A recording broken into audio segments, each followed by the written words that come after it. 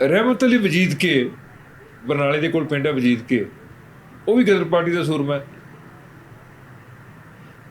ਮੌਲਵੀ ਬਰਕਤੁੱਲਾ ਇਨ ਐਗਜ਼ਾਈਲ government ਜਿਹੜੀ ਬਣਦੀ ਹੈ ਅਮਰੀਕਾ ਦੇ ਵਿੱਚ, ਸੈਨ ਫਰਾਂਸਿਸਕੋ ਦੇ ਵਿੱਚ, ਉਹਦਾ ਪ੍ਰਧਾਨ ਮੰਤਰੀ ਹੈ। ਉਹਦੀ ਕਬਰ ਉੱਥੇ ਸੈਕਰਾਮੈਂਟੋ 'ਚ ਹੈ, ਜਿੱਥੇ ਸਿਰ ਝੁਕਾ ਕੇ ਮੈਂ 2 ਵਾਰ ਆਇਆ।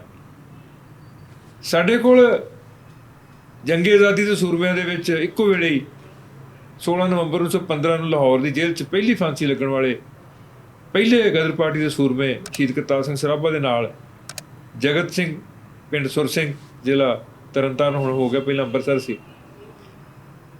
ਉਸੇ ਹੀ ਜ਼ਿਲ੍ਹੇ ਦੇ ਅੰਮ੍ਰਿਤਸਰ ਜ਼ਿਲ੍ਹੇ ਦੇ ਪਿੰਡ ਗਿੱਲ ਵਾਲੀ, ਜਿਹਨੂੰ ਗਰਵਾਲੀ ਕਹਿੰਦੇ ਨੇ, ਗੁਰੂ ਵਾਲੀ ਵੀ ਕਹਿੰਦੇ ਨੇ, ਉੱਥੋਂ ਦੇ 3 ਦੇਸ਼ ਭਗਤ ਸੂਰਮੇ ਨਾਲ ਫਾਂਸੀ ਲੱਗਦੇ ਨੇ ਸਰਾਭੇ ਦੇ ਨਾਲ।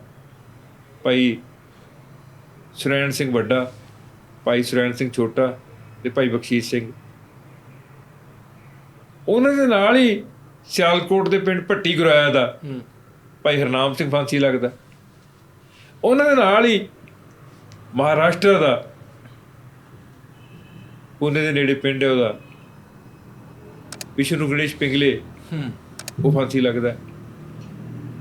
ਉਦੋਂ ਅੱਗੋਂ ਚੱਲੋ ਸ਼ਹੀਦ ਭਗਤ ਸਿੰਘ ਦੇ ਨਾਲ ਲੁਧਿਆਣੇ ਦਾ ਜੰਮਿਆ ਜਾਇਆ ਖੱਤਰੀਆਂ ਦਾ ਮੁੰਡਾ, ਥਾਪਰਾਂ ਦਾ, ਲੈਲਪੁਰ ਦੀ ਮਿੱਟੀ ਤੇ ਪਲਿਆ ਜਵਾਨ ਹੋਇਆ ਸ਼ਹੀਦ ਸੁਖਦੇਵ ਭਗਤ ਸਿੰਘ ਦੇ ਨਾਲ ਫਾਂਸੀ ਚੜ੍ਹਦਾ, ਤੇ ਇੱਕ ਮਰਾਠਾ ਰਾਜਗੁਰੂ ਨਾਲ ਫਾਂਸੀ ਚੜ੍ਹਦਾ।